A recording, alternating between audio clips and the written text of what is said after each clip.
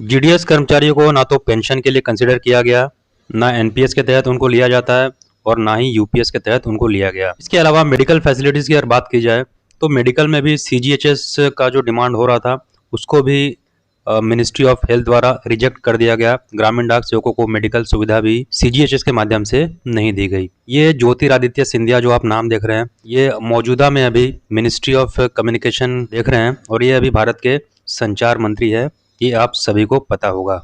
और इनके पैड पर एक लेटर इशू हुआ है। ये एसएस महादेवैया जी जो ऑल इंडिया ग्रामीण डाक सेवक के जनरल सेक्रेटरी हैं जीडीएस यूनियन के, उनको ये लेटर इन्होंने लिखा है। 18 अगस्त 2025 का लेटर हो सकता है 1-1.5 महीना पुराना हो, लेकिन सभी जीडीएस कर्मचारियों के लिए ये जानना बेहद जरूरी है कि क्या सच्चाई है, क्या चल रहा है जीडीएस के खिलाफ। ग्रामीण डाक सेवकों को क्यों विभागीय नहीं किया जाता। विभागीय करने की बात तो दूर, उनको ना तो पेंशन के लिए कंसिडर किया जाता है, ना ही मेडिकल फैसिलिटीज के लिए कंसिडर किया जाता है, ना ही यूपीएस के लिए कंसिडर किया गया। बहुत सी ऐसी डिमांड्स है, यहाँ तक कि 8 घंटे तक की ड्यूटी उनको नहीं दी जाती है, जबकि 8 घंटे से ज़्यादा उनसे काम लिया जाता है।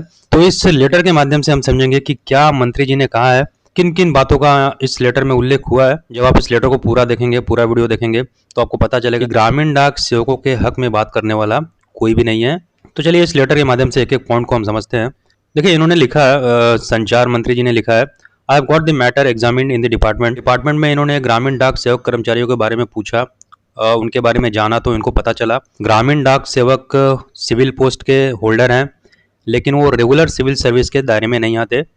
इसलिए उनका जो सर्विस कंडीशन है, जो एंगेजमेंट है, वो कॉन्स्टिट्यूशन के आर्टिकल 309 के तहत गवर्न नहीं किया जाता। तो ये बात तो सभी को पता है कि रेगुलर सिविल सर्विस के दायरे में नहीं है। तो डिमांड तो यही है कि रेगुलर सर्विस के दायरे में क्यों नहीं है, लेकिन इन्होंने उसके बारे में कुछ नहीं लिखा। इन्होंने सिंपल लाइन लिखी है, वो सिविल पोस्ट के हकदार हैं लेकिन वो रेगुलर सिविल सर्विसेज के दायरे में नहीं है।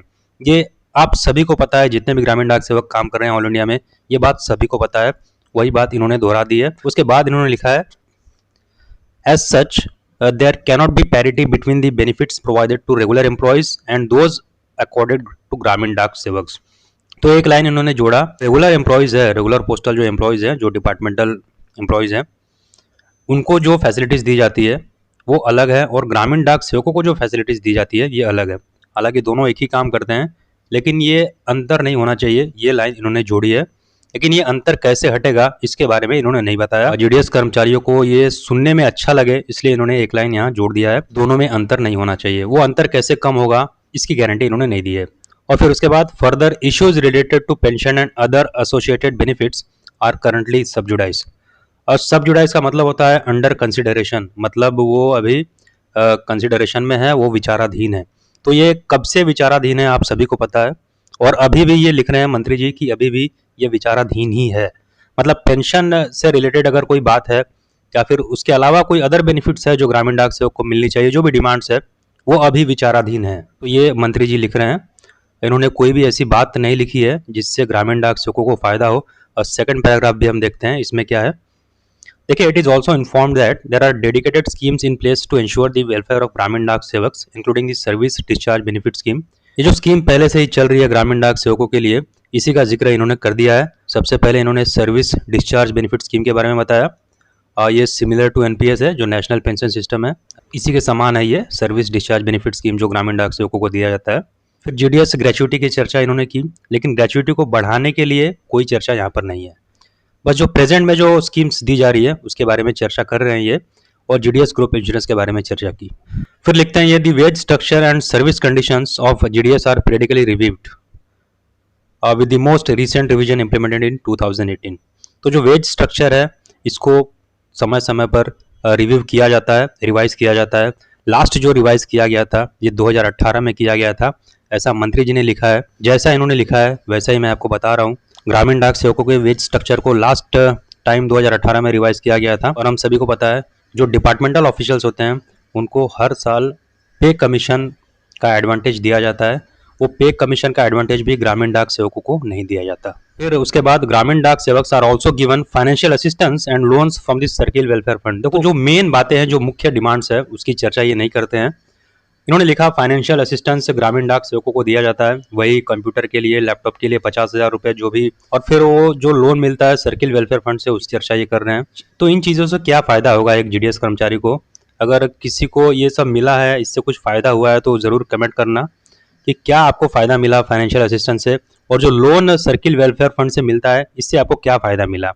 वो लोन तो फिर आपको चुकाना पड़ेगा, तो इससे आपको क्या फ़ायदा मिला ये सर्किल वेलफेयर फंड से, और ये फाइनेंशियल असिस्टेंस जो यहाँ इन्होंने लिखा है इससे क्या फ़ायदा मिला। और फिर लास्ट में इन्होंने लिखा है एडिशनली उनको ग्रामीण डाक सेवकों को डिपार्टमेंटल एग्जाम में बैठने का मौका दिया जाता है ताकि वो एमटीएस पोस्टमैन या पीए से बन सके।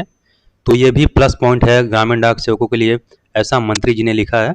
और जो एग्ज़ाम में पास नहीं हो पाते हैं ग्रामीण डाक सेवक, जिनकी एज ज़्यादा हो गई है या फिर जो पास नहीं कर पाते हैं, उनका क्या होगा, इसके बारे में इन्होंने नहीं लिखा। जिसकी चर्चा मैं कर रहा था सीजीएचएस की, the proposal for extending CGHS benefits to Gramin Dak Sevaks was also considered but was not accepted by the Ministry of Health and Family Welfare।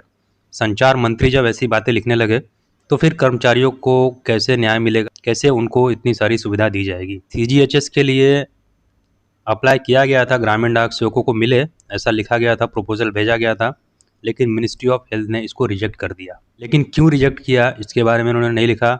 CGHS का सुविधा मिलना चाहिए ग्रामीण डाक सेवकों को, इसके बारे में उन्होंने चर्चा नहीं की।